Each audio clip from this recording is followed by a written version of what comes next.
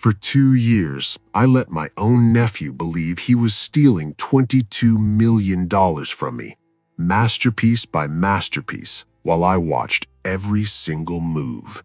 He thought he'd won. What he didn't know was that every step he took was already evidence.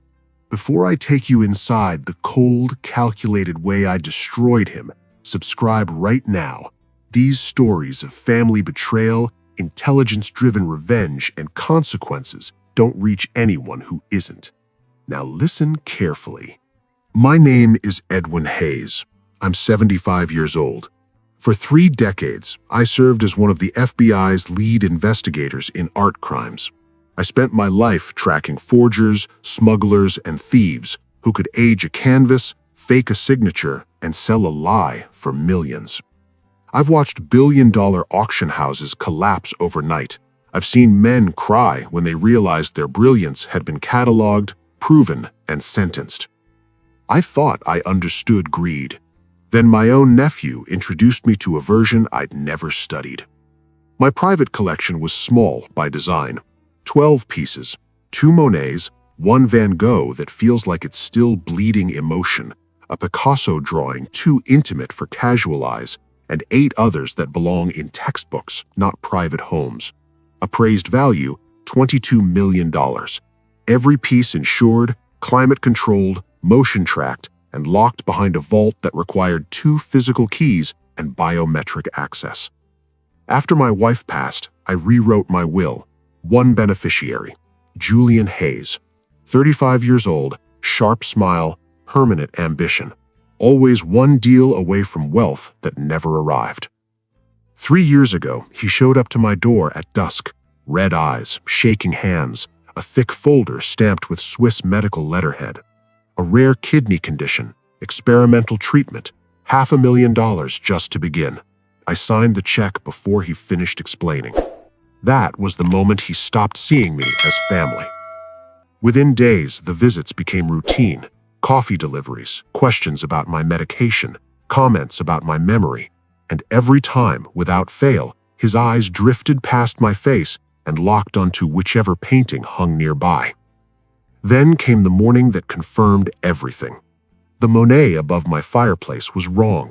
The colors were too precise, the brushwork too obedient. Anyone else would have missed it. I didn't. Someone had swapped it overnight. I didn't confront him. I didn't panic. I made one call to people who didn't owe me authority but owed me favors. Within days, the original was secured. In its place went something else, a flawless twin. Canvas aged correctly, chemical crackle matched at the micron level, ultraviolet signature indistinguishable from the original. The kind of copy designed not to fail tests, but to fail criminals. I hung it back on the wall, and I waited. For the next 18 months, Julian executed the slowest theft I have ever witnessed. Every 6 to 8 weeks, a new excuse, a warped frame, insurance scans, microscopic paint flaking. I played my part perfectly.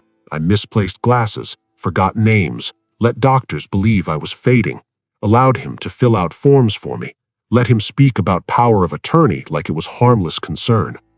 That's when I realized he wasn't stealing art anymore. He was preparing to erase me. Eventually, he made his final move.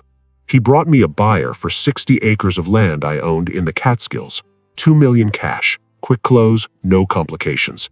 He said it was for my care. I trusted him completely. The paperwork was drafted exactly how he wanted it, the money wired into a joint account he believed he could drain instantly.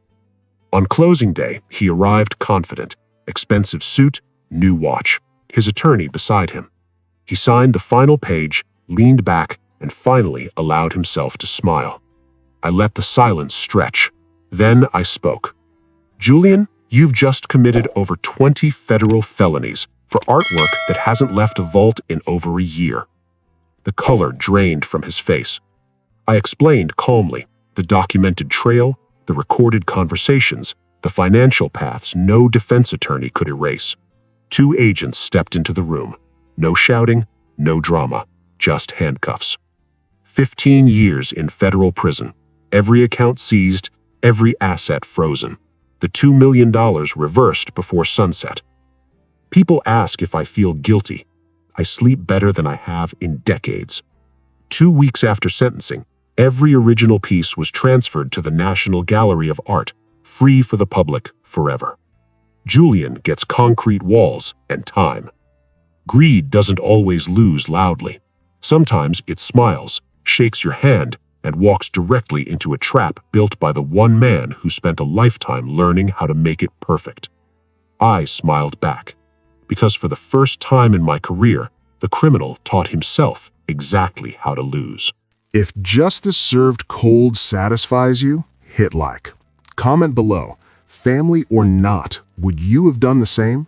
Subscribe and turn on notifications. The next story is darker, and someone doesn't stay dead. You don't want to miss it.